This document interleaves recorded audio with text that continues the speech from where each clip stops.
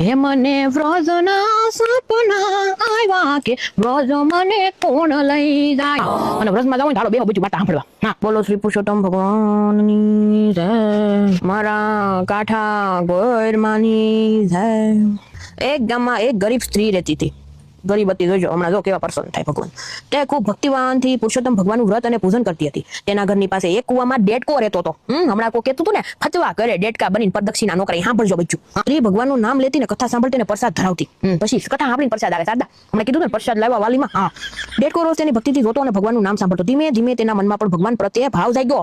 ડેડકાને ભાવ જાગ્યો. આ જો લીલા છે ને મારા ઠાકરની. પુરુષોત્તમ માસ દરમિયાન તે સ્ત્રીના પૂજન સમયે શાંતિથી બેસી રહેતો. ડેડકો શાંતિથી, જ્યારે ઓલી બાઈ છે ને ભગવાનનું ભજન કીર્તન કરતી નથી, ડેડકો શાંતિથી બેસી રહેતો, સાંભળતો. પણ વિમળાના મોઢામાં જીભડી રહેતી નથી. સાંભળજે વાર્તા. હા, માસ પૂર્ણ થતા પુરુષોત્તમ ભગવાન તેની ભક્તિથી પ્રસન્ન થયા.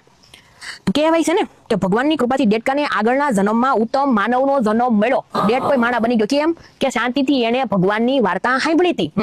એટલે તમને છે ને કહું, મોઢામાં જીભડિયું રાખો, થોડીક શાંતિથી સાંભળો. હા, અને તેને ભક્તિનો માર્ગ પ્રાપ્ત થયો ડેડકાને. હા, તો કહેવાનું ખાલી એટલું જ છે કે પુરુષોત્તમ ભગવાનની કૃપા માટે મોટાપો, ધન, જાતિ એ કાંઈ મહત્વનું નથી. સાસો ભાવ, ભક્તિ અને ભગવાનનું સ્મરણ કરો ને, એના ઉપર પુરુષોત્તમ ભગવાન પસંદ થાય. બોલો શ્રી પુરુષોત્તમ ભગવાનની જય.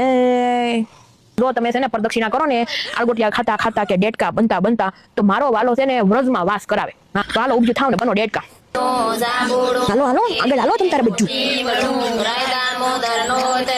મંજુ પુરુષોત્તમ ભગવાનનું નામ લઈ લે કાંડું ની